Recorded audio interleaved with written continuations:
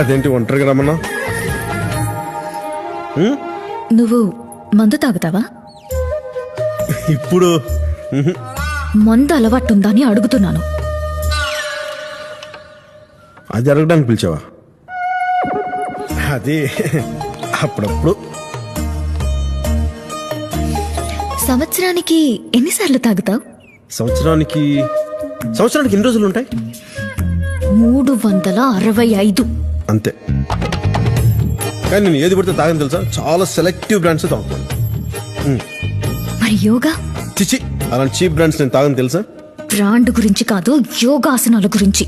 ఓహో, యోగాసనాలా? అది ఒకసారి టీవీలో చూశాను, అది అని చెప్పి చాలా కామెడీ అనిపించింది.